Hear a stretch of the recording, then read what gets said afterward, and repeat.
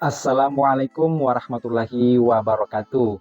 Sahabat Pena Ufuk, meskipun Pak Anies Baswedan sudah pasti tidak lagi maju sebagai calon gubernur Jakarta, tapi kemarin Pak Anies diundang dan membawakan tema membangun kota global di kampus UI Depok. Apa yang disampaikan Pak Anies dalam pertemuan itu, dalam forum itu sangat luar biasa dengan menyilau, memesona bagi seluruh peserta, termasuk para dosen-dosen UI yang hadir. Langsung saja kita dengarkan.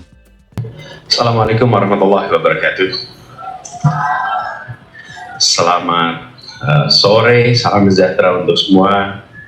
Yang saya hormati Pak Direktur Sekolah Kajian Strategik dan Global UI, Bapak Ator Subroto PhD, Kepala Program Studi Kajian Pengembangan Perkotaan Pak Dr. Khotib, kemudian juga partner kita selama ini nih Pak Andi Simarmata, Bu Diniola, dan rekan-rekan kolega teman-teman dosen yang sebagian bekerja bersama. Ini ada Bu Anita, ada Bu Harbili yang bersama-sama selama ini bekerja di Jakarta, dan teman-teman ini mahasiswa semua ya belakang ini. Hah? Benar mahasiswa ya? Acungkan tangan coba yang mahasiswa, mana mahasiswa? Oke. Ada yang bukan mahasiswa juga di sini? Mana yang bukan mahasiswa? Oke. Mau ikut program dokter juga di sini? Barangkali udah mau ikut program dokter di sini. Mungkin pemanasan dulu ya, gitu. Endorse. Fast track nanti ya.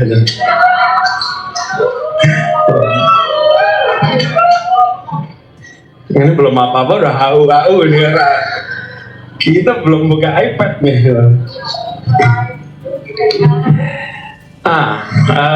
Saya ingin sampaikan terima kasih. Terima kasih undangannya untuk berbagi pandangan, pengalaman Pak Kepala Program Studi dan semua saja di sini. Saya ingin sampaikan terima kasih atas kesempatan untuk berbagi di sini. Nah, tantangan yang tadi disampaikan oleh Pak Andi itu menarik sekali. Jadi, Bapak Ibu sekalian, kita akan berbicara tentang pertanyaan yang diajukan di dalam diskusi ini, itu siapkah ya, mampukah Jakarta? Tentu jawabnya kita harus mampu ya.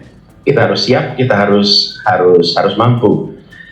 Nah, saya akan membagikan di sini sebagian adalah hasil kontemplasi selama bertugas di Jakarta. Jadi sebelum saya masuk pada subjeknya, saya ingin cerita sedikit. Saya bukan fakultas planologi, saya bukan di fakultas engineering, saya ini backgroundnya ekonomi. By training, I am an economist. By training. Dan urusannya matematika, yang tidak ada urusan dengan perencanaan kota. Tetapi kita semua yang melewati proses pendidikan akademik itu sebenarnya belajar metode berpikir, belajar metode ilmiah. Bagaimana melihat fenomena, bagaimana kita mencoba mencari tesis-tesis, hipotesis-hipotesis, mengecek di lapangan, kemudian melihat ilmu pengetahuan, dan itu semua menjadi bekal saya ketika masuk ke Jakarta.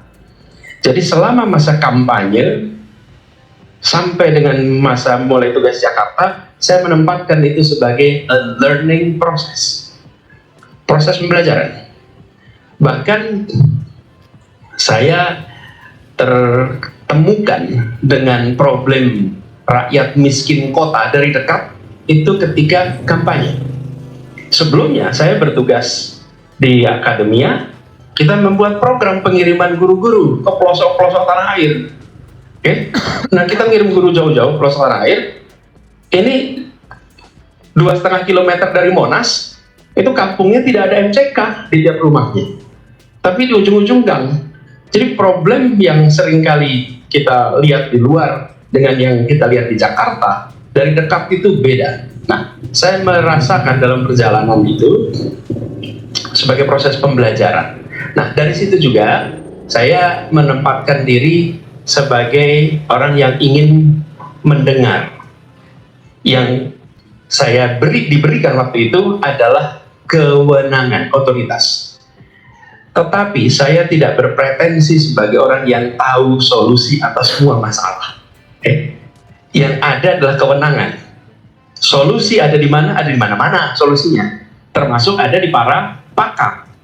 Bagian kami yang memegang kewenangan adalah open-minded. Terbuka, mendengar, memberikan ruang untuk dialektika itu terjadi, sehingga muncul terobosan-terobosan. Nah, jadi yang akan ditulis, yang akan disampaikan di sini, sebagian ini bukan mendasarkan pada textbook, tapi mendasarkan pada pengalaman yang berada di Jakarta, yang pengalaman itu dicoba diterjemahkan secara terstruktur agar bisa dipahami. Jadi ini adalah bagian dari rekaman yang kami rasakan sama-sama. Nah, terus ini sekalian, kita akan mulai dengan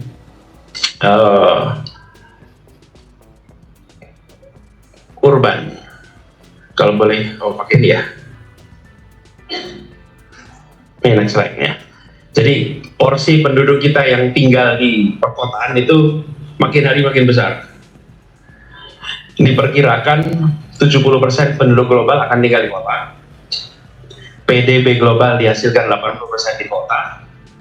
Lalu konsumsi energi global itu di kota. Padahal kota itu hanya 3% dari luasan dunia.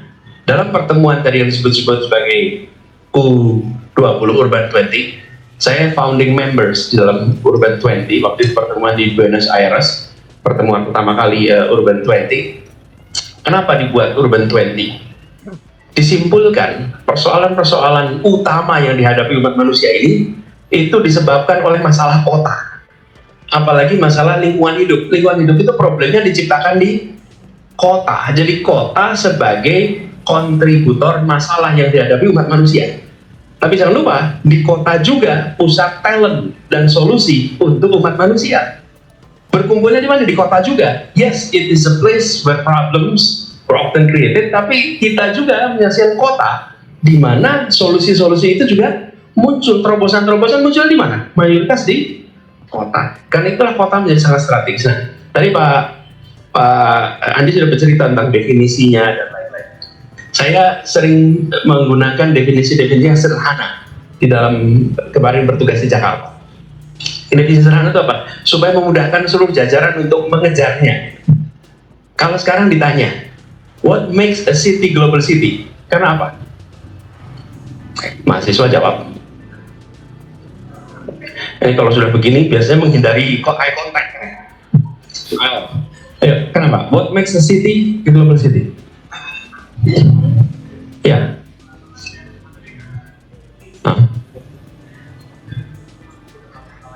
Oke, jadi terkoneksi. Good. Tadi juga disampaikan, namanya siapa? Lukman.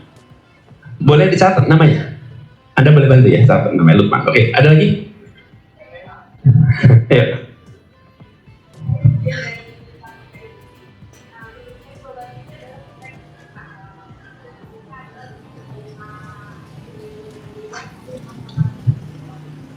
Oke, kota yang terbuka, menerima budaya dari luar, tapi juga mempertahankan budaya lokal. That's global city. Ada lagi? Oke, Anda?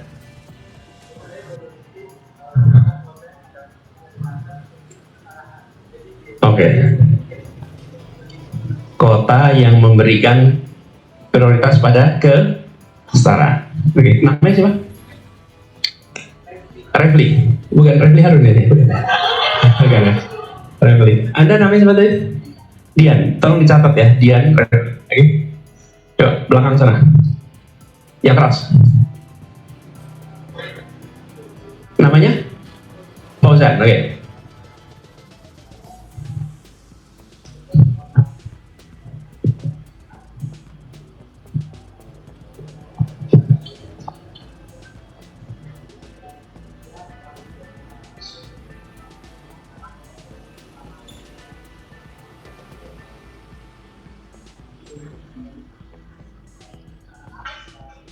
Ini esai ini. Apa definisinya apa? Apa yang disebut sebagai kota? What makes a city a global city?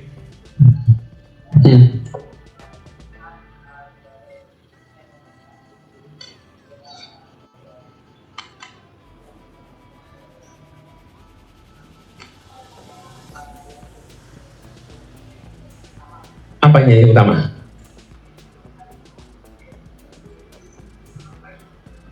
Jangan Google dulu.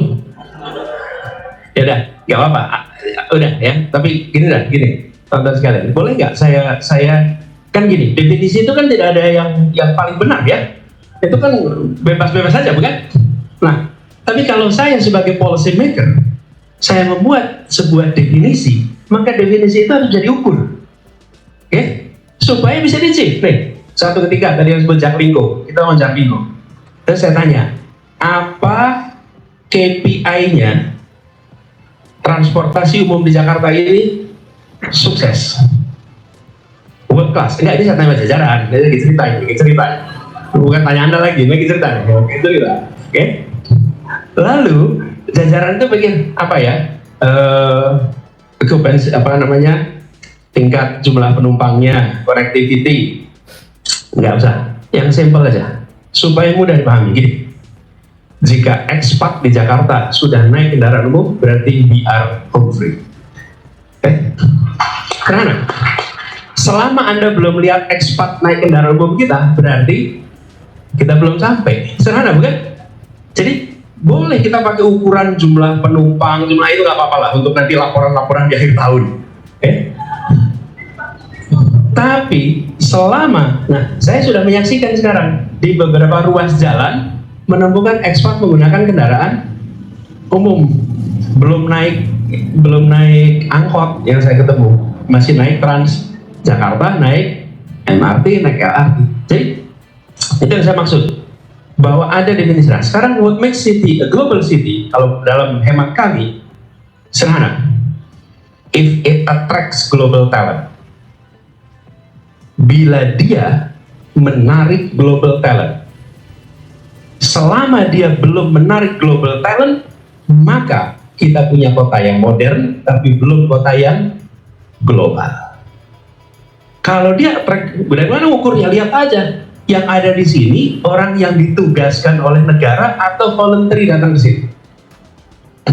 Saya beri contoh. Jakarta itu ibu kota, masih ya? Kok kayak gimana gitu jawabnya itu? Kalau saya termasuk yang berpandangan harusnya ibu kota tetap di Jakarta, ya? Tapi itu kan politis jadinya kan. Nanti itu nanti lewat. Tapi begini, apakah Jakarta masih ibu kota? Masih. Ibu kota apa? Ibu kota Republik Indonesia dan ibu kota apa? ASEAN.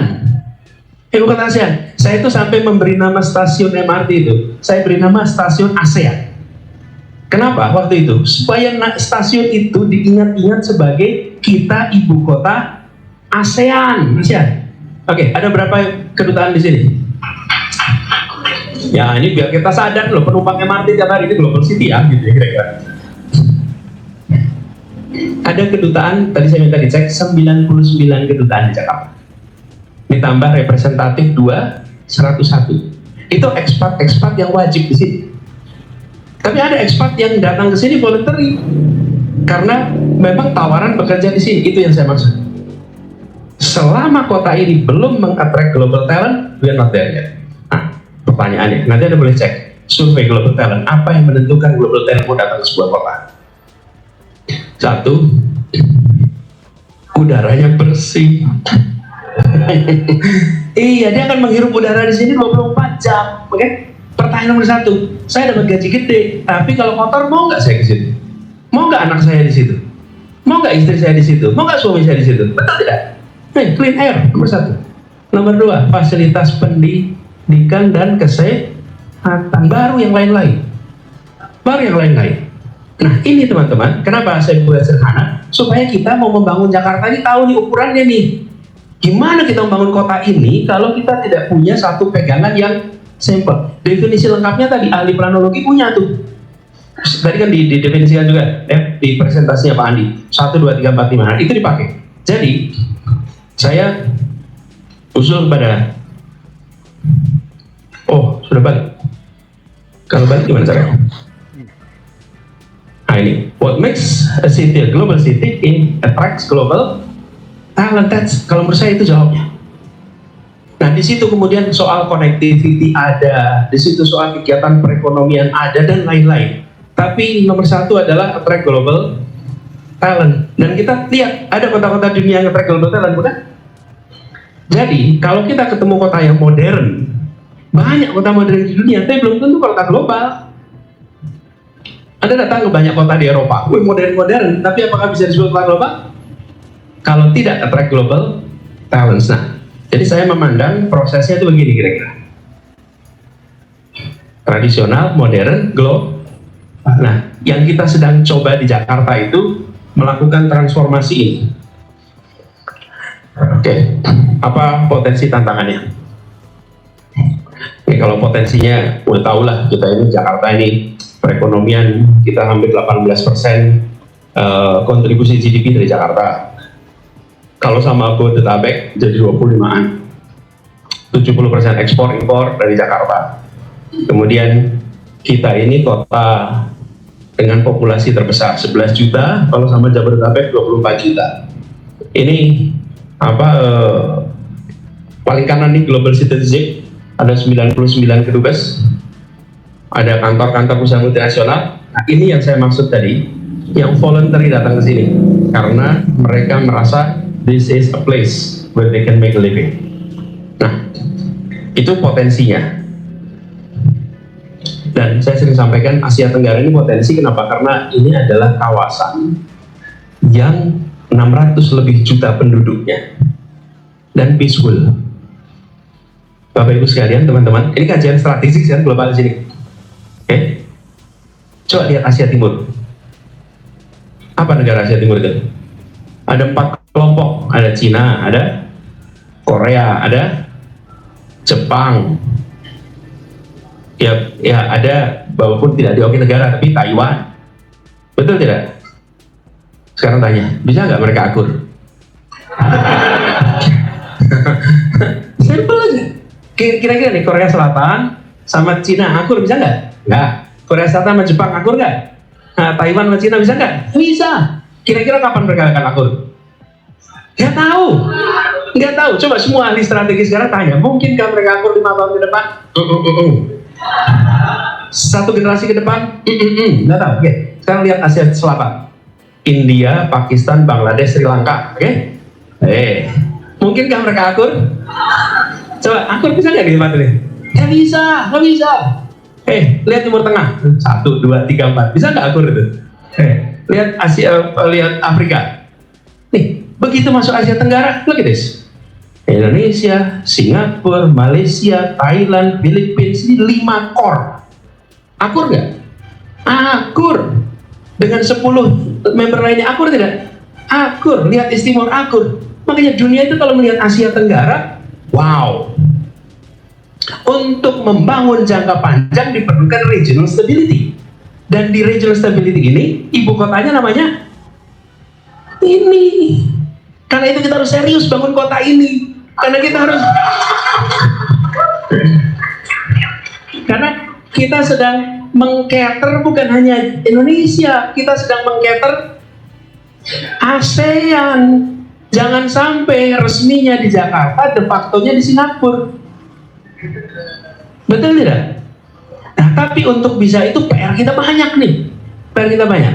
Oke, saya terusin ya. Sekarang masalahnya apa nih? Nih masalahnya, kita punya problem nih. Man-made disaster over natural disaster. Ada banyak sekali problem-problem yang muncul karena ciptaan manusia, bukan ciptaan alam saja. Satu, kami menyebutnya sebagai core masalah, car oriented development, pembangunan berbasis kendaraan bermotor. Yang kedua, tidak terpenuhinya pelayanan dasar. pendidikan, kesehatan, lapangan kerja, air bersih, perumahan, ini pembangunan dasar dan beberapa yang lain, dan pembangunan yang tidak ramah lingkungan. Ini kami sebut sebagai 3 masalah utama. Kalau ini diselesaikan, mudah-mudahan kebutuhan kita untuk global talent sama global city itu akan terjadi. Apa itu? Nih, ini kata undang-undangnya nih. DKJ akan dikembangkan sebagai pusat perdagangan, pusat kegiatan layanan jasa dan keuangan, pusat kegiatan bisnis nasional, regional, dan global. Nah, kalau itu mau dikerjakan, tidak bisa hanya dengan membangun bursa yang bagus, nggak bisa, nggak cukup. Dengan regulasi perbankan yang baik, nggak cukup. Tapi kita harus membereskan juga aspek non-nominal ekonomi ini loh yang justru menjadi tantangan kita. Nah, jadi saya akan bahas yang non-ekonomi di sini. Pertanyaannya, bagaimana caranya? Ini buat S3 bagus itu. Kalau ada yang mau ambil ini, buat S3 boleh nih. Tapi penelitiannya yang lama ya, ini ya, jangan singkat penelitiannya. Karena jangan desk study nih. Kamu bener, ini serius. Ini untuk menjadi program S3 ini bagus. Karena ada banyak tantangan-tantangan di sini yang menurut saya menarik untuk dikaji secara serius. Ini gara-gara kemarin jadi ramai terus kalau saya ngomong S3. Capek deh gitu ya.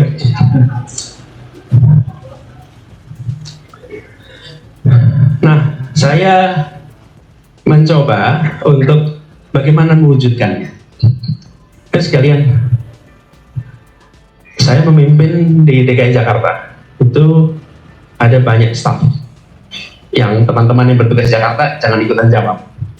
Tapi mahasiswa, kira-kira berapa orang yang bekerja di jajaran Pemprov DKI? Anda udah tadi. Yang lain, berapa yang bekerja di dalam jajaran Pemprov DKI Jakarta? Educated guess. Ayo. Berapa? 200 apa?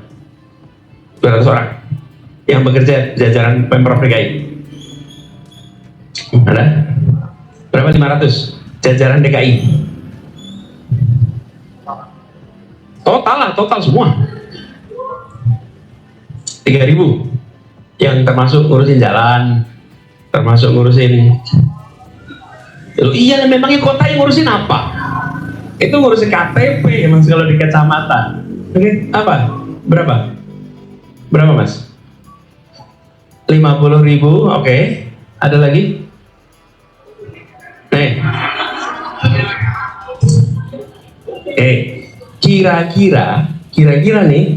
Kira-kira jumlahnya 190 sampai 200 ribu orang. Oke. Kenapa saya bilang kira-kira? Karena yang 62 sampai 64 ribu itu yang ASN, yang sisanya yang non ASN. Karena itu angkanya bisa bergerak. Jadi untuk gampangnya 200 ribu, supaya gampang hitungnya aja.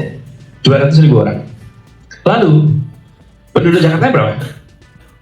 11 juta. Jadi ada 200 ribu orang untuk ngurusin 11 juta plus yang masuk ke Jakarta kalau siang. Kayak gitu semua ya. Nah sekarang pertanyaannya, gimana kita menggerakkan 200 ribu orang itu untuk bekerja membuat ini jadi global city? Lemanya yang bikin global city cuma gubernur. Yang harus bikin global city semua, bukan?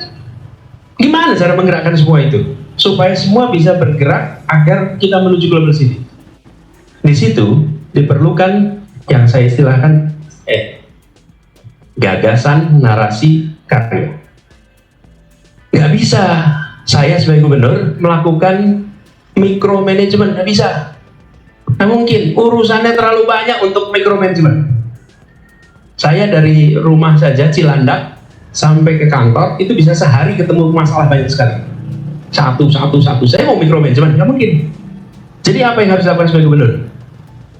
Saya wujudkan apa yang disebut sebagai gagasan, diturunkan dalam bentuk narasi, baru dikerjakan. Tidak ada hal dikerjakan tanpa narasi, tanpa gagasan. Lalu tugas gubernur bukan micromanagement, tapi micro question. Micro questions. Why? Apapun why. Dan seluruh jajaran itu sudah hafal selama saya bertugas. Paling tegang kalau ditanya why.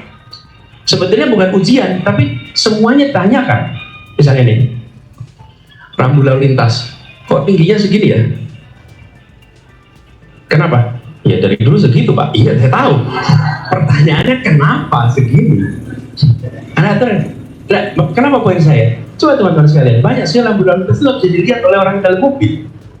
Banyak nggak bisa dilihat oleh orang yang dari motor. Terus buat apa rambu itu? Kalau diasumsikan jalannya kosong kayak di tengah-tengah pegunungan yang kita bicara jauh. Ini pertanyaan why? Bagaimana pelayanan cepat? Bagaimana masalah ini selesai? Itu micro questions. Tapi gagasannya ini harus jelas. Jadi saya teruskan sih teman-teman. Apa terkait ini? Nah, saya turunkan dari gagasan itu. Saya turunkan jadi kami ini bekerja bersama nih, membuat 6 prinsip yang harus ada di kota ini supaya dia menjadi kota global. Apa prinsipnya? 1, setara. Tadi Anda bilang itu setara, global. 2, sejahtera. 3, maju. 4, hidup. Lestari, bersatu. Itu yang disebut sebagai values. Nanti values itu diterjemahkan dalam bentuk karya. Ini boleh dipakai.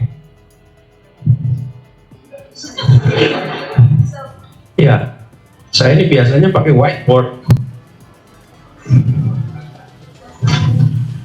Canggih bener. Nah. Oke.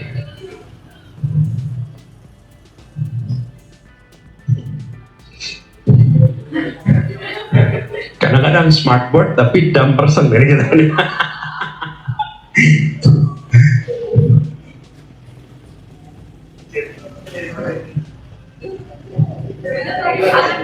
Oh ya siap.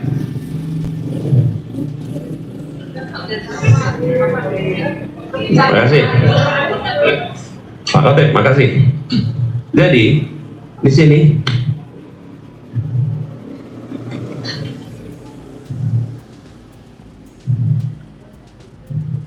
sini adalah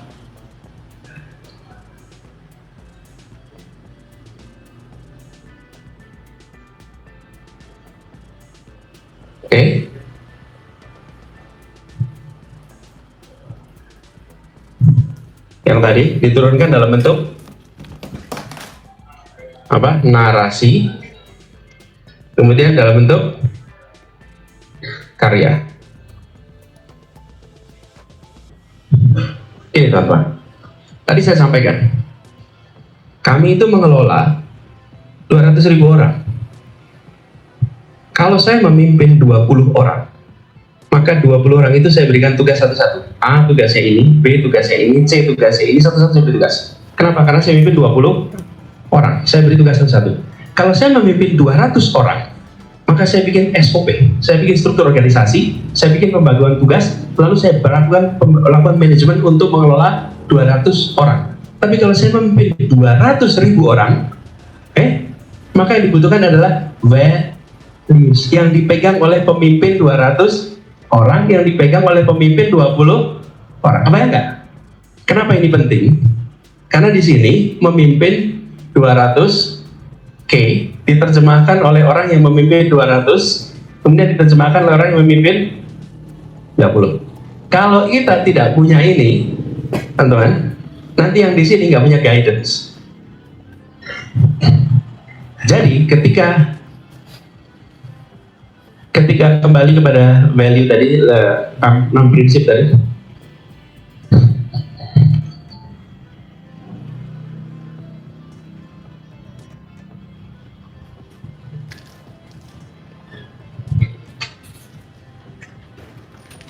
kantongin aja dah.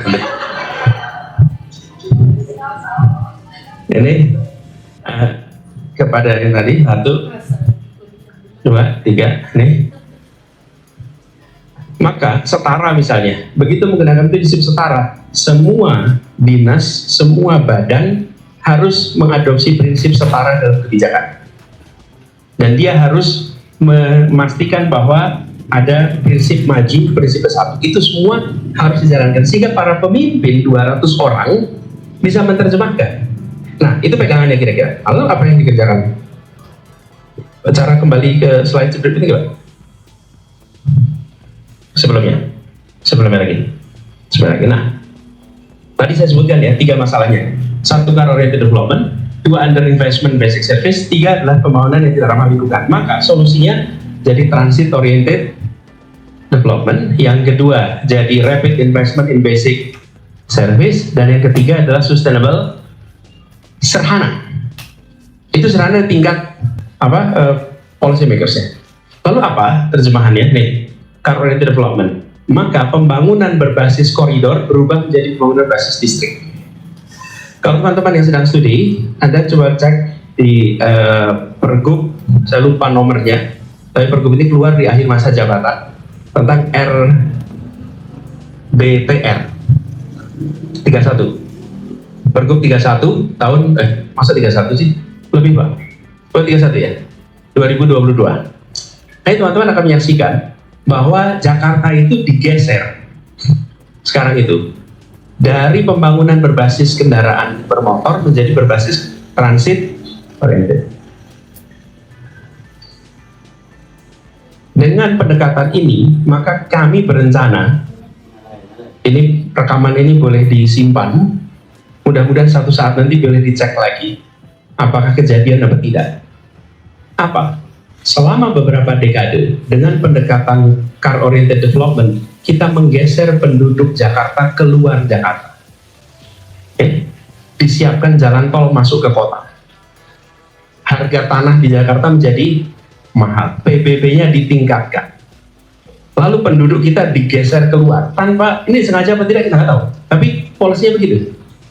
Dengan kebijakan tadi, kami ingin mengubah bahwa kawasan sekitar stasiun, jumlahnya berapa ya stasiun tadi itu? 80 lebih stasiun di Jakarta.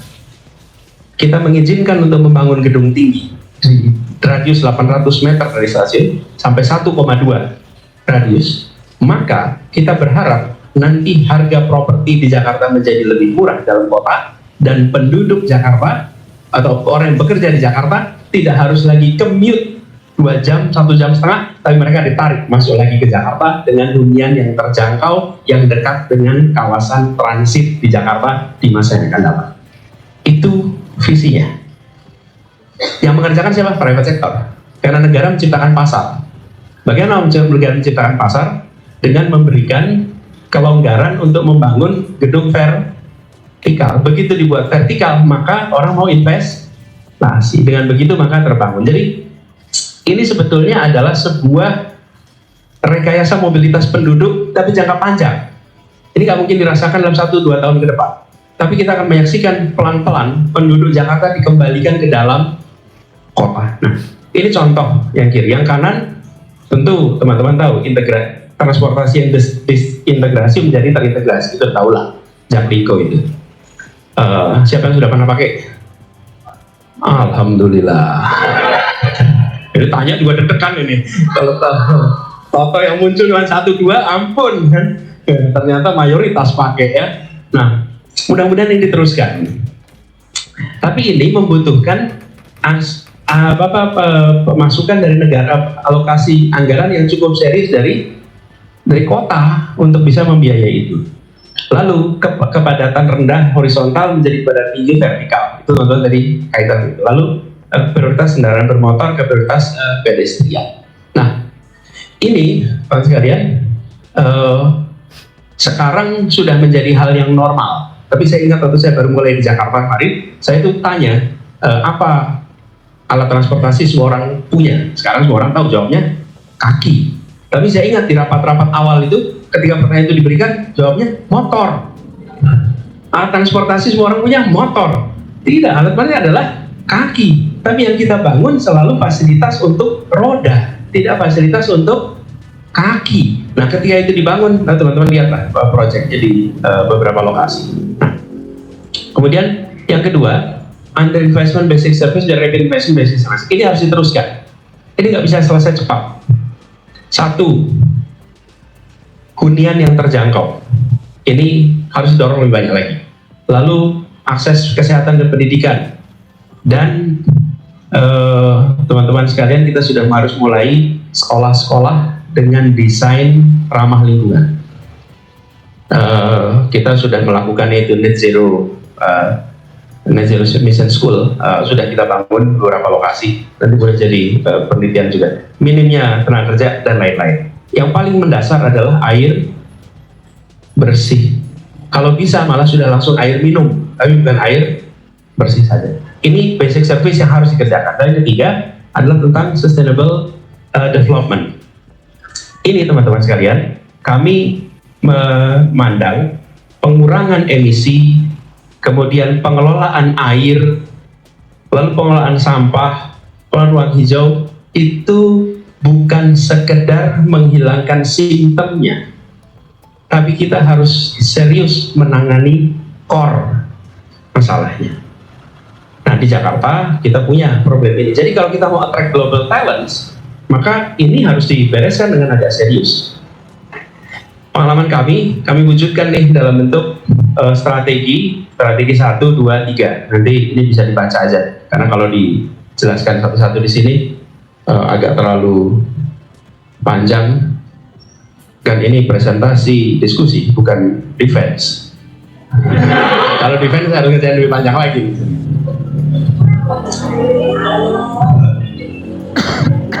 Tapi saya ingin tunjukkan satu hal. Di dalam menjelaskan ini, Bapak sekalian, harus kita, pengalaman kami membuat global, itu harus saya kasih contoh. File tim ada di sini juga, boleh ditunjukin. Ini saya beri contoh sekalian. Salah satu fasilitas kota global yang waktu itu dibayarkan adalah memiliki knowledge center atau perpustakaan yang kelas dunia. Ada yang pernah ke perpustakaan tim belum? Acungkan tangan. Udah, alhamdulillah. Udah ya.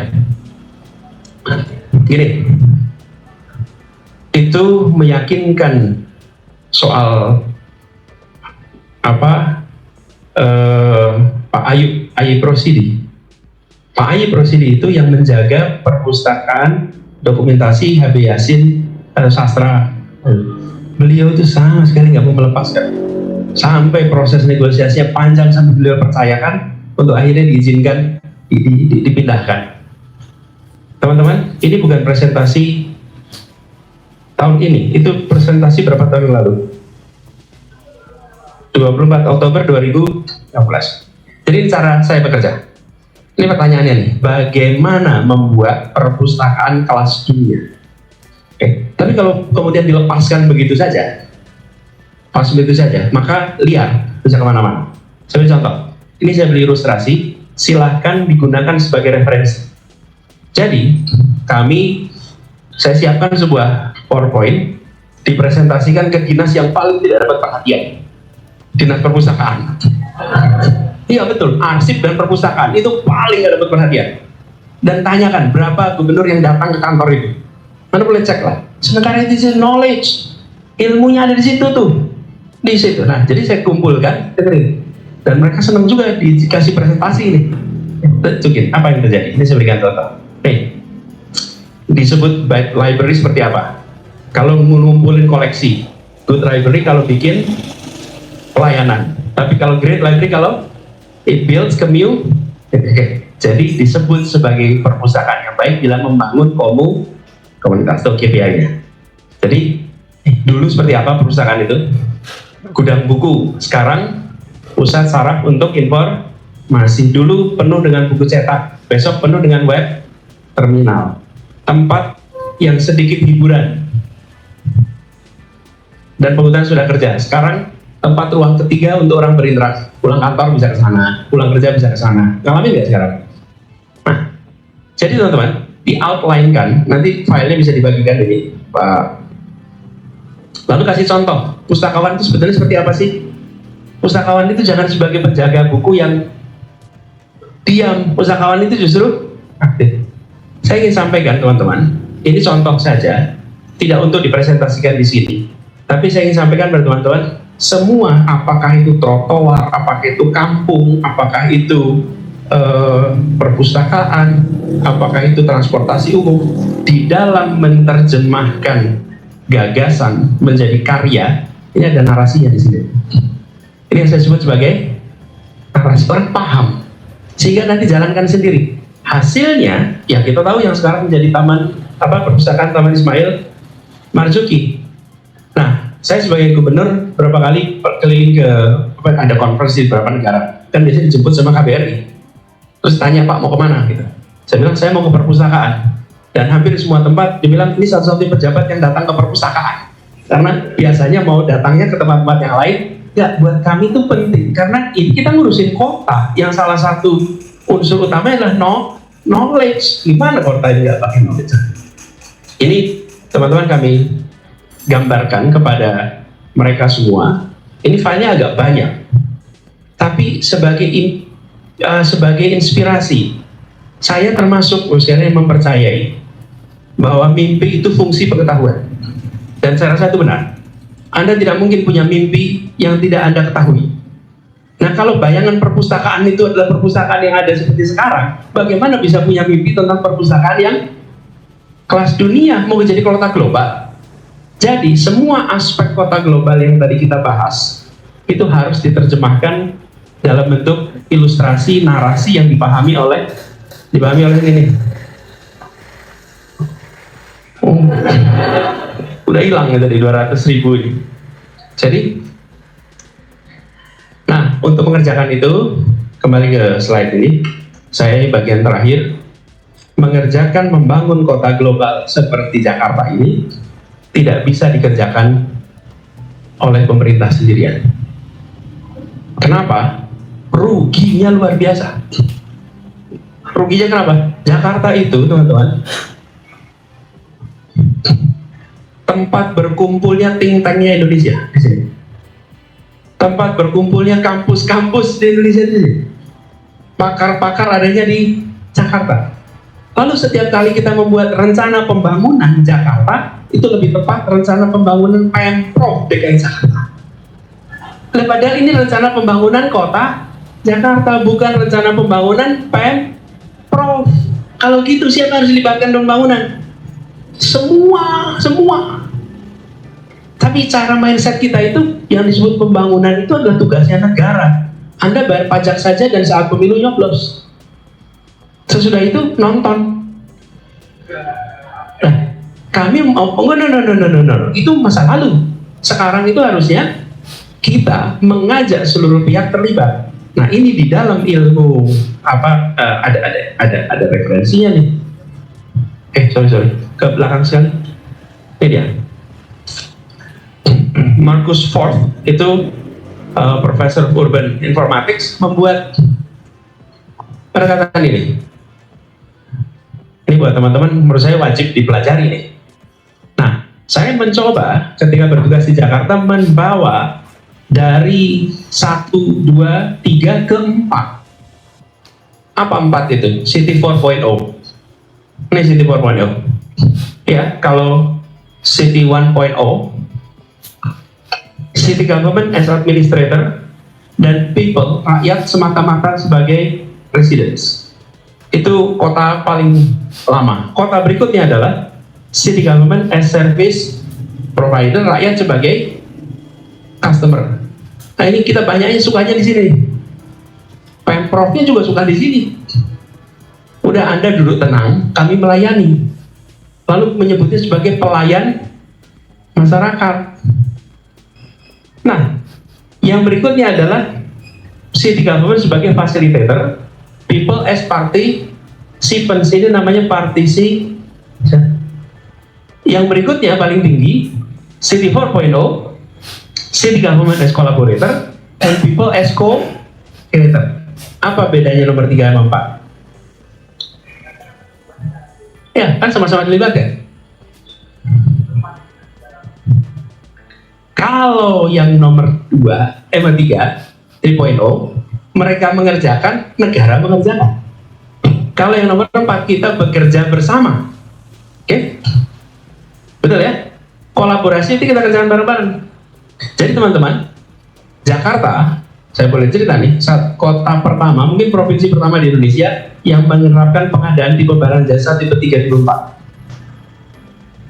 Kenapa? Anda tahu nggak tipe 3, tipe 4? Ya, tipe 1 itu disengaja, misalnya gini, bangun jalan ya. Kalau tipe 1, maka dinas yang membangun. Tipe 2 pakai tender. Oke, maka perusahaan yang ikut. Tipe 3 diserahkan kepada organisasi masyarakat dalam bentuk kerja bersama. Keempat juga inisiatif oleh masyarakat. Itu tipe 3, tipe 4 dikerjakan rakyat. Yang enggan mengerjakan tipe 3, 4 siapa? Jajaran.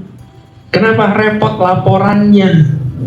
Kalau tipe 1, tipe 2 udah jelas nih, ada tendernya, ada prosesnya, simple. Kalau yang ini melibatkan, tapi kami temukan pembangunan gang-gang itu dengan tipe 3, tipe 4, kualitas gangnya, jalannya jauh lebih bagus, karena mereka kemudian mengerjakan sendiri, semennya ditambah, materialnya ditambah.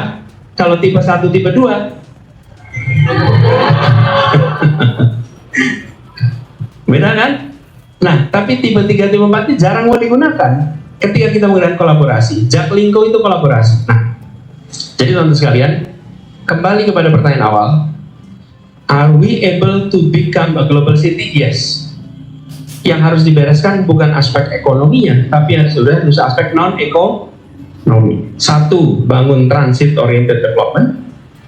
Yang kedua, membereskan basic services. Yang ketiga, sustainable development. Metodenya dengan tadi, cara berpikirnya ada gagasan, narasi, karya, kemudian diturunkan dengan pendekatan kolaborasi. Nah, itu kira-kira 1 menit summary-nya dari apa yang diomongkan tadi. Begitu ya teman-teman sekalian. Ya, tentu kita sudah menyimak bagaimana sebuah kota ditata. Setidaknya itu kita sudah dengarkan dari apa yang telah dipresentasikan oleh Pak Anies Baswedan yang sangat luar biasa. Beliau memang selalu punya konsep, gagasan, ide-ide yang orang lain tidak pikirkan. Ketika mungkin banyak politisi dan banyak pejabat di negeri ini yang mungkin hampir putus asa mencarikan solusi seperti kota Jakarta yang sangat padat dari berbagai sisi, sehingga begitu rumit solusi apa yang akan ditempuh. Misalnya dulu Pak Jokowi dengan alasan memindahkan ibu kota ke Kalimantan, IKN, dengan alasan karena Jakarta ini sudah sangat padat penduduknya, sudah melebihi kapasitas dan macet terjadi di mana-mana termasuk banjir. Tapi seorang pemimpin justru hadir membawakan sebuah solusi dan memindahkan sebuah kota karena tidak mampu lagi menemukan solusi-solusi, berarti kepemimpinan itu belum teruji kapasitasnya. Setidaknya begitulah sanggahan Pak Anies Baswedan terkait dengan pemindahan ibu kota yang beliau sampaikan di dalam debat Capres tahun lalu.